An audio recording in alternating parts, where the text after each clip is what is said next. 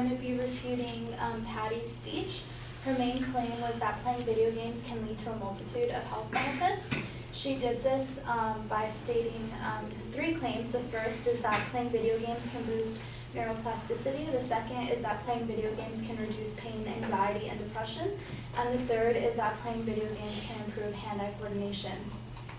So her first claim, playing video games can boost neuroplasticity. She mainly supported this by referring to learning games. And the main problem that I have with this is that the majority of Americans play shooter games. According to a statistic from Statistica, the most purchased genre were shooter games. 27.5% of all bought games were shooter games.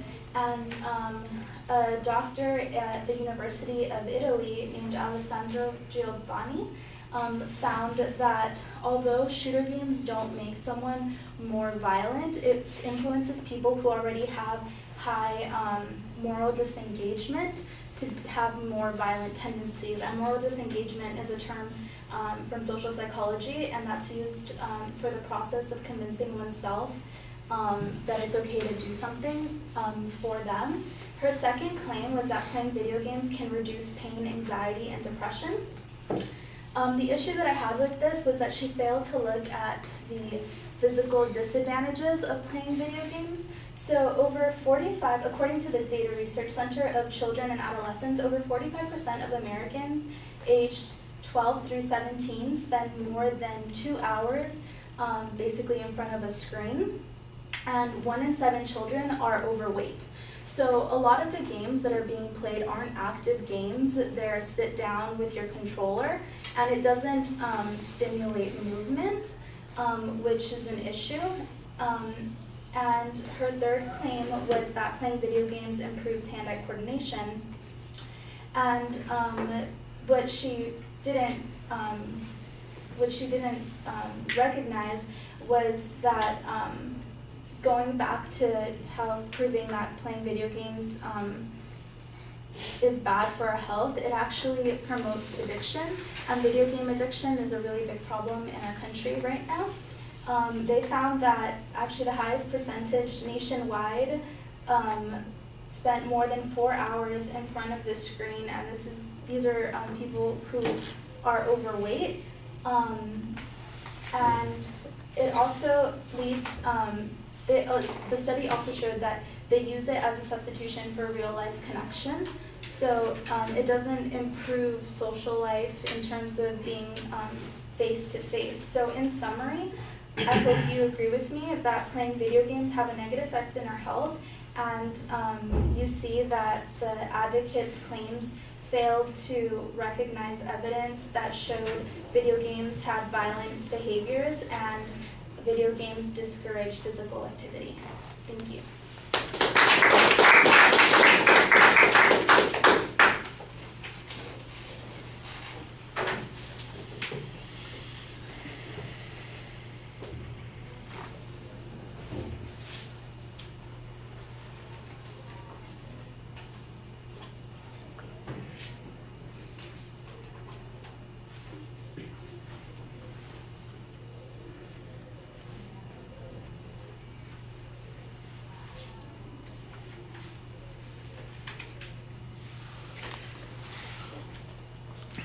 Structurally, everything is solid. The first argument on neuroplasticity, I did like the argument that suggests that that's related to educational games rather than shooter games. I'm not sure that I heard that data in the advocate's argument, or if you're supposed to be presenting some data on this particular point, because I didn't remember seeing anything that suggested that that was the case. If you are correct, then I think that this information that you're presenting is really relevant. But there's a big presumption there that you are in fact correct on that point.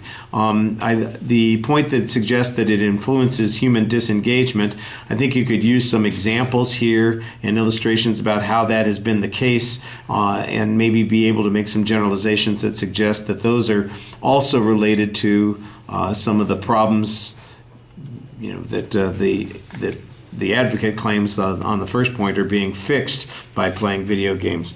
On the issue of pain and depression, I thought you had a reasonable piece of information that talked about how much time people are spending on the video games and kind of drawing a parallel to obesity. I think you could find a little bit stronger link there. That would definitely deal with the health issues. I'm not sure that it addresses some of the other issues that the advocate brought up. I think that there's probably some more information that could be used to apply directly to those arguments.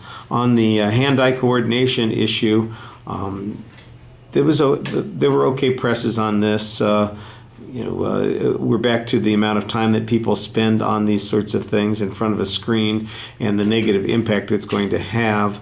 Nothing is very direct about any of the advocates' exact evidence on these points. We get some generic arguments about the impact of video games, and those are okay arguments, but I think you need to do a little bit of extra research. I did like the summary and the exit. I thought that you did really well on that.